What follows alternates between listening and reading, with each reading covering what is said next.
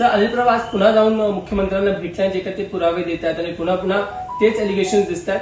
षडयंत्र आहे, विचार करून तुम्हाला टार्गेटेड आहे की खरोखर काही सत्य नाही? बघा, जे काही म्हणजे विधिमंडळाचे नियम पायदळी तुडवून त्यांनी जे काही तिथे स्टेटमेंट्स केल्या, जे काही माझ्यावरती आरोप केले, त्याचं जे काही खंडन करायचं आहे, त्याच्यावरती माझी जी काही बाजू आहे ती मी अगोदर मांडलेली आहे. माननीय मुख्यमंत्री महोदयांची ते आज भेट त्यांनी घेतलेली आहे. राज्यपाल महोदयांकडे काही दिवसांपूर्वी ते गेले होते. कदाचित काही दिवसांनी ते माननीय राष्ट्रपती महोदयांकडे देखील जातील. आता मला वाटतं राज्यमंत्री म्हणून माझ्यावरती जी जबाबदारी आहे, ज्या खात्यांची जबाबदारी आहे, माझं काम हे माझं पूर्ण लक्ष ते माझ्या कामांकडे आहे.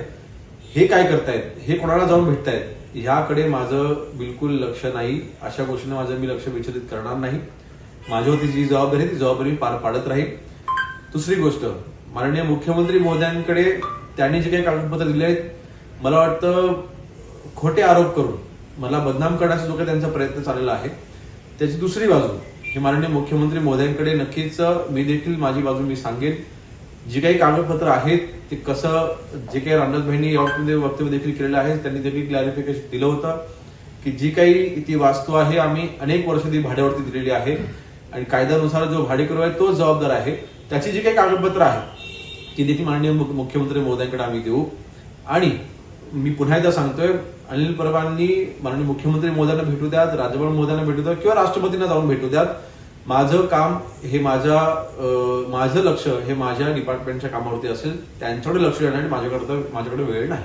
दुसरं सर, की आपण पाहतो आहोत की 2 ठिकाणी अशी घटना घडलेल्या आहेत. एक कल्याणची, दुसरी गोरेगावची. तिथे मनसेचे कार्यकर्ते जातात आणि कायदा हातात घेतात, मारहाण असणे किंवा टार्गेट करणं कुणाला. इन्सिडेंट तुमच्याकडे पोहोचले असते? नाही, मला वाटतं अशा पद्धतीने फक्त राजकारण करण्यासाठी जर का मारहाण होत असेल तर ती अजिबात सहन केली जाणार नाही.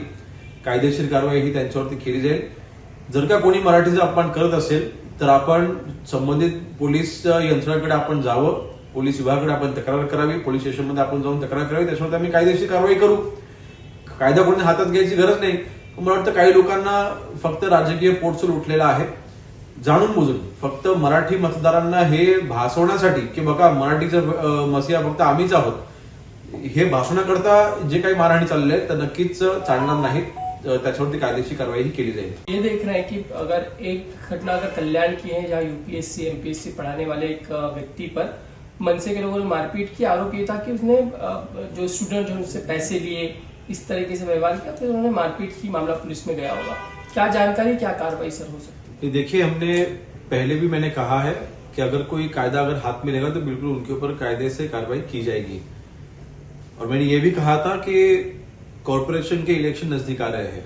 मुंबई हो, थाना हो, महाराष्ट्र में ये कॉरपोरेशन के इलेक्शन होने तक, स्पेशली मुंबई जैसे एरिया में, मुंबई महानगर पालिका के अंदर जो मराठी वोटर्स है उनको अट्रैक्ट करने के लिए, उनको ये जताने के लिए कि हम ही आपके मसीहा है, ये जताने के लिए कुछ पॉलिटिकल लीडर्स, कुछ पॉलिटिकल कार्यकर्ता जानबूझ के ये इंसिडेंसेस कर रहे, ऐसे मुझे तो लग रहा है. और मुझे लगता है ये इसके पीछे सिर्फ पॉलिटिक्स से दूसरा कोई नहीं है, दूसरी कोई बात नहीं है. और मराठी वोटर्स को ये दिखाने के लिए सब चल रहा है. तो मेरे ख्याल से अगर ऐसा कोई लॉ हाथ में लेगा, कायदा को अगर कोई हाथ में लेगा तो बिल्कुल उनके ऊपर कायदे से हम कार्रवाई बिल्कुल करेंगे.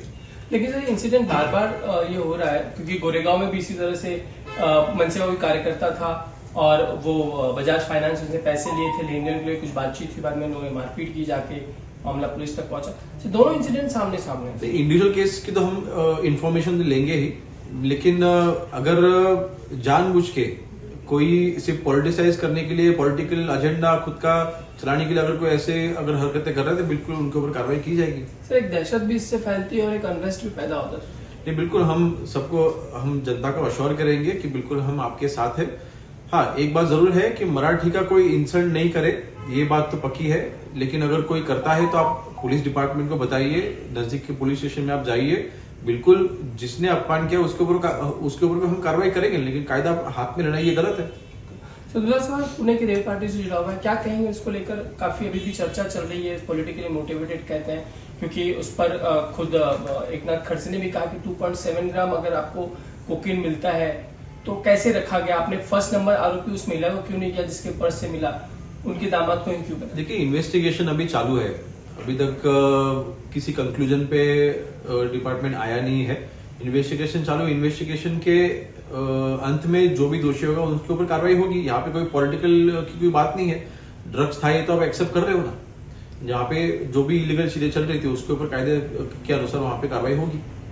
ये लेकिन सवाल उठता है कि क्या कोई अगर अपने घर में अगर प्राइवेट पार्टी कर रहा है तो पुलिस का पहुंच जाना कितना जायज है? एक लोगों में इस तरह से सेंटिमेंट पैदा होता है। देखिए, वो अभी उनके सन इन लॉ है, इसलिए अभी उनको डिफेंड करने के लिए शायद वो बातें कह रहे होंगे, लेकिन पुलिस ने जो कार्रवाई की है बिल्कुल कायदे के अनुसार की है। वहां पे तो कोई भी पॉलिटिकल एजेंडा लेके वहां पे कोई पहुंचा नहीं है।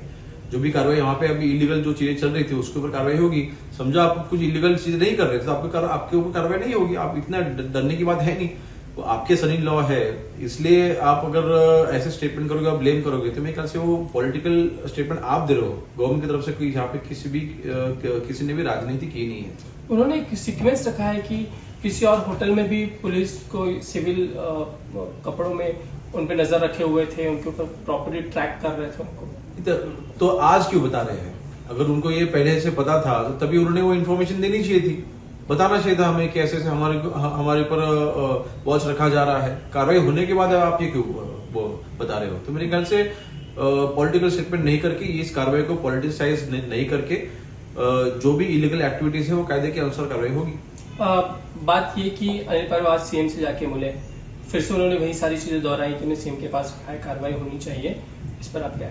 देखिए, अनिल परब जी सीएम सर को जाके मिले, वो कुछ दिन पहले अभी राज्यपाल महोदय जी से मिले थे, वो राष्ट्रपति मोदी जी से भी जाके मिले। मुझे कोई दिक्कत नहीं है, मेरे जो फैक्ट्स है वो मैंने सामने रखे हैं, मेरी जो साइड है वो मैंने सामने रखी है। जो भी चल रहा है वो सिर्फ और सिर्फ पॉलिटिक्स चल रहा है। आज ऑनरेबल सीएम सर हो, ऑनरेबल एकनाथ शिंदे जी हो, जो हमारे पार्टी लीडर है, उन्होंने मेरे ऊपर जो जिम्मेदारी दी है वो जिम्मेदारी निभाने में मैं बिल्कुल कम नहीं पड़ूंगा। आज मेरा ध्यान ये पूरा मेरे डिपार्टमेंट के वर्क की तरफ है, काम की तरफ है। मेरा ध्यान ये महाराष्ट्र के विकास की तरफ है। बाकी सब चीजों के ऊपर ध्यान देने के लिए मेरे पास बिल्कुल समय नहीं है। इसको आप षड्यंत्र की तरह देखते हैं? अपोजिशन की तरफ से बार बार महायुति के अलग अलग मंत्रियों के ऊपर जो आरोप किए जा रहे हैं, क्या उनकी प्रतिमा को विलीन करने की कोशिश? नहीं, बिल्कुल यही चीज है, क्योंकि देखिए, सत्ता में आएंगे और हम मुख्यमंत्री बनेंगे ऐसा उनका एक भ्रम था। वो भ्रम टूटने के बाद जो हम मिनिस्टर्स काम कर रहे हैं, उनको काम नहीं करने देना, उनका ध्यान अलग जगह पे बटाना और उनको डिस्टर्ब करना, ये उनका इंटेंशन है।